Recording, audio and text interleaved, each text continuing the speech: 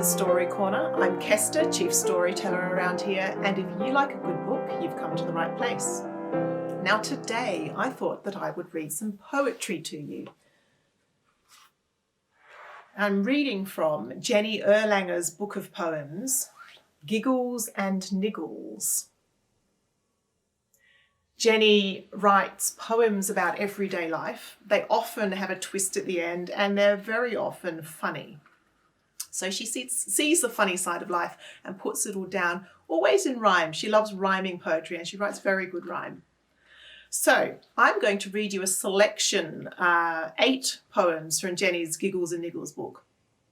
I hope you enjoy them. If you love poetry, then you are definitely going to enjoy these.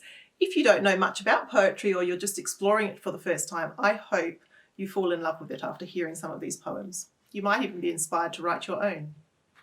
So, the first one is called My Sneakers Hurt. Every day of every week, she always has to mention some part of her that's hurting heaps, so she gets mum's attention. A pimple here, a little mark, a tiny little dot. And now she says her sneakers hurt. But really, they do not. My sneakers hurt, she yells again. I'm sick of all her lies. They don't, I say. That shoe man said they're just the perfect size. They do, she screams and kicks me hard. I fall into the dirt. Ouch! It serves you right, she smiles. I told you that they hurt. I hope you don't have a little sister like that.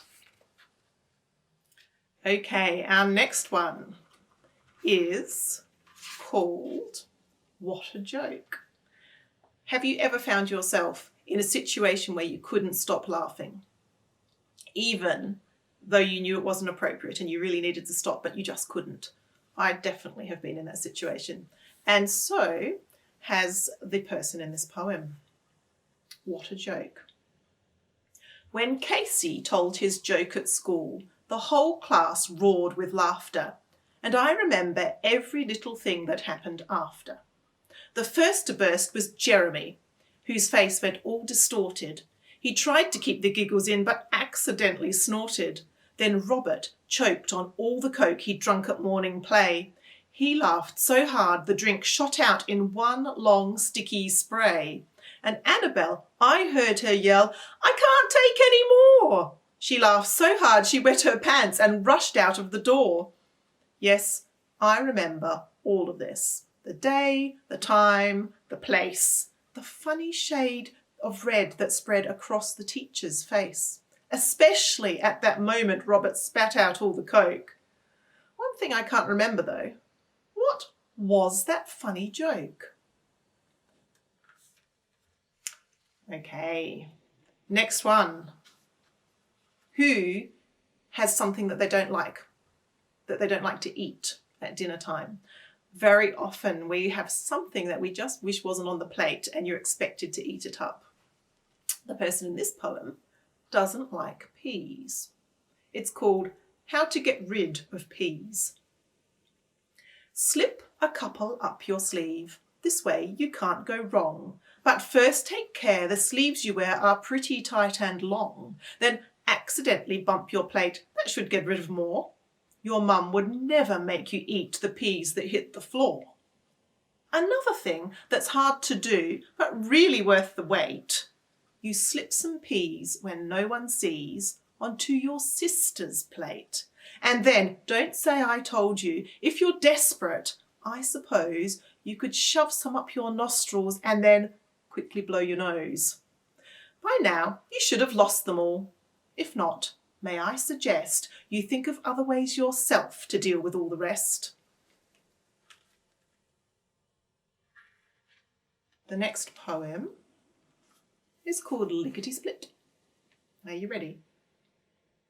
Across the floor, lickety split, and out the door, lickety split, down to the street, lickety split, pound the feet, lickety split, get to the store, lickety split, open the door, lickety split, buy some eggs, lickety split, pump the legs, lickety split, back to the flat, lickety split, trip over the mat, lickety splat. Whoops. Who has a big family? Or who has a family where you can't quite work out where everybody's related or how they're related? Maybe you've got some second cousins or third cousins once removed, or a great-great-grandma, or was that an aunt? Listen to this poem. You might be able to relate to it. It's called Relations. My uncle's sister's husband's brother Jeremy McGill married Auntie Susie's cousin's daughter Isabella Hill, so little Millie Hill McGill's related to me too. I always get a headache when I try to think that through. And another one that's short and sweet is called Stand on What? Stand on what? I can stand on the floor. I can stand on my bed. But I'm really not sure I can stand on my head. No, I couldn't do that. I'd be happy, instead, to stretch you out flat and then stand on your head.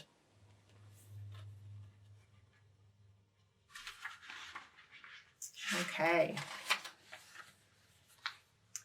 This one is a very important one. It has a very important message, which I'm sure you'll agree when you've heard it, is something that you should never ever do. Don't pick your nose. You should never ever pick your nose.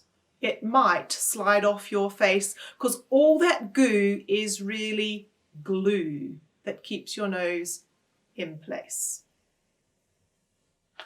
And the last poem I'm going to read to you is actually the last one in the book, and it is called Leaving Home.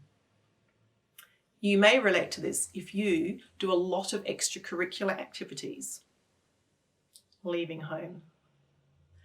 I think I'll leave home because just lately I found that with all that I do, I am never around. There's drama on Mondays from 6 until 8, and it's not long to bed when I get home so late. On Tuesdays, there's tennis, an hour-long session, and Wednesdays are saved for the Yamaha lesson. And evenings on Thursdays are always the same. I train with my team for the next footy game. On Fridays, it's swimming. I'm off to the pool, and for hours in between, I'm just sitting at school. So, I'm hardly at home. No, I'm never about. I may as well pack up my things and move out. And that's all I'm going to read to you today, that small selection. If you've enjoyed Jenny's poems and would like to read more, you might find Giggles and Niggles at your local library or at school. Or better still, you could contact Jenny directly for your own copy. You'll find her contact details at the end of this recording. I'll make sure it goes up in the credits. And I hope that you've enjoyed this selection. Bye for now.